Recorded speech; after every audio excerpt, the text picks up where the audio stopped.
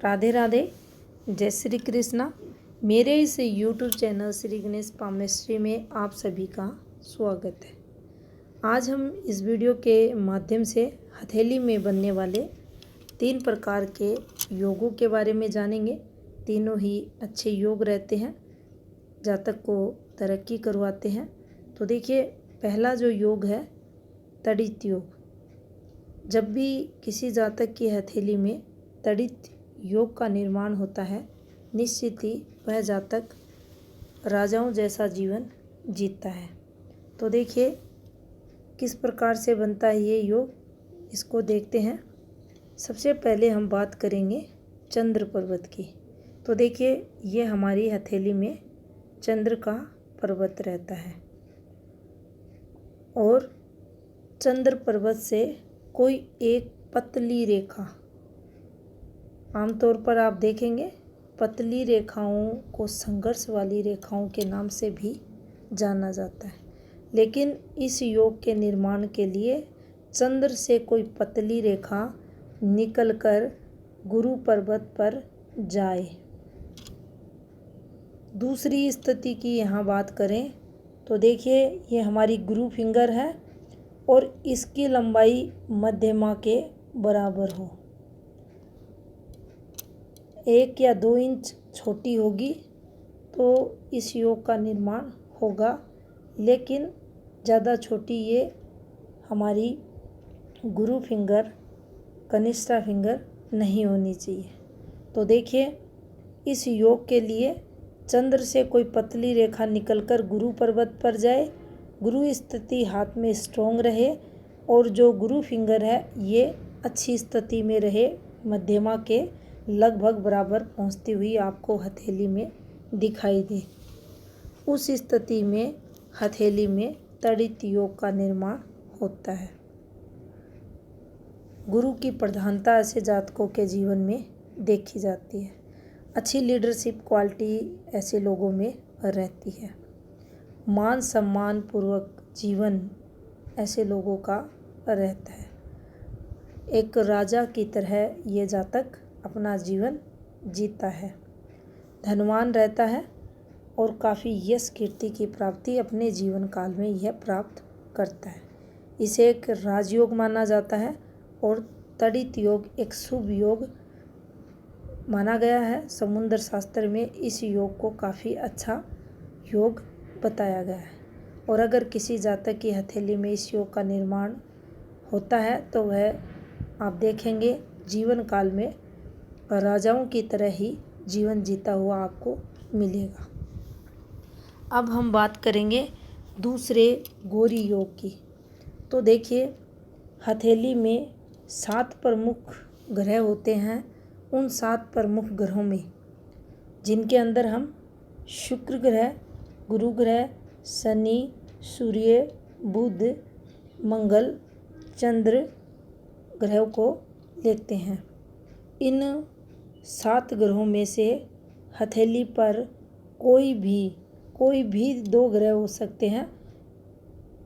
वह 2 ग्रह अच्छे हों, विकसित हों।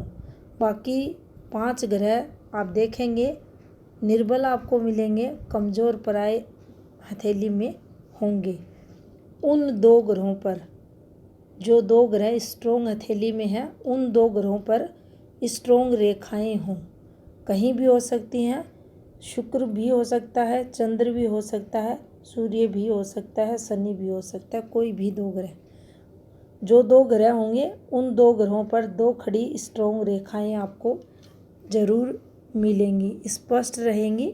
ग्रह प्रभुत्व भी काफ़ी मजबूत स्थिति में दोष मुक्त रहेंगे, पूर्ण रूप से विकसित हथेली में दिखाई देंगे। उस स्थिति में हथेली में गौरी योग का निर्माण माना जाएगा। ऐसा जातक भूमिपति होगा। काफ़ी सारी भूमि का सुख उस जातक को अपने जीवन काल में मिलेगा। तरक्की करता हुआ देखा जाएगा। परिवार से स्नेह करने वाला रहेगा और परिवार से जुड़ा हुआ भी वह व्यक्ति देखा जाएगा। तो गौरी योग भी काफ़ी अच्छा योग माना जाता है और यह भी जातक को विशेष कर देखें तो भूमि से लाभ करवाता है। परिवार से जातक जुड़ा रहता है। पारिवारिक संबंध ऐसे जातक के काफ़ी अच्छे रहते हैं। मान सम्मान भी मिलता है परिवार में और तरक्की भी अपने जीवन काल में ये जातक करता है। अब हम बात करेंगे तीसरे योग की। तो देखिए तीसरा योग जो है राज्य योग, कैसे बनता है ये राज्य योग और क्या शुभ फल उस जातक को देता है जिसकी हथेली में इसका निर्माण होता है। तो देखिए जब भी राज्य की बात आती है, प्रशासनिक क्षेत्र से रिलेटेड कोई भी गवर्नमेंट से सरकारी लाभ से रिलेटेड जब हम कोई भी चर्चा करते हैं तो विशेषकर गुरु पर ध्यान दिया जाता है। गुरु जो सबसे पावरफुल प्लेनेट है, इसकी भागीदारी उस समय विशेष जॉब है या प्रत्यक्ष अप्रत्यक्ष रूप से लाभ है, तो उस समय इसे सबसे ज़्यादा महत्व देकर देखा जाता है। तो देखिए इसमें ये जब भी योग बनेगा तो उस समय उस जातक के जीवन में सबसे महत्वपूर्ण जो भूमिका रहेगी गुरु की देखी जाएगी। गुरु पर्वत विकसित रहेगा, उत्तम स्थिति में रहेगा, किसी भी प्रकार से ढल हुआ, शिफ्टेड, दबा हुआ बेड ये आपको हथेली में नहीं मिलेगा। पूर्ण रूप से विकसित ये गुरु पर्वत आपको मिलेगा। इसके साथ जो सूर्य रेखा रहेगी वह बलवान मिलेगी।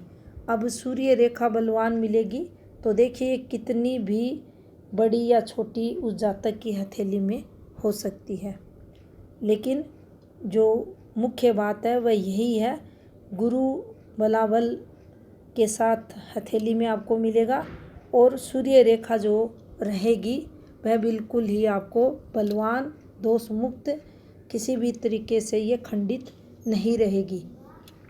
ये दोनों स्थितियाँ ही हाथ में राज्य योग का निर्माण करती हैं और राज्य द्वारा विशेष लाभ को भी बताती हैं। लेकिन अगर विशेष तरक्की या विशेष उपलब्धि की इस जातक के जीवन में बात की जाए तो वह इस जातक को 42वें वर्ष के बाद ही मिलती हैं। 42वां वर्ष जैसे ही यह जातक क्रॉस करता है उसके बाद यह कभी भी पीछे मुड़कर नहीं देखता। उस समय पीरियड के बाद जीवन काल में निरंतर तरक्की करता हुआ ये आपको मिलेगा और विशेष सफलताएं अपने जीवन काल में पाएगा। और यह योग भी अच्छा योग माना जाता है, तरक्की का योग माना जाता है। निरंतर जीवन काल में ऐसा जातक तरक्की करता हुआ आपको मिलेगा। तो ये थे 3 प्रकार के योग जो अच्छा फल देते हैं, शुभ फल देते हैं और तीनों को ही समुद्र शास्त्र में अच्छा बताया गया है। धन्यवाद।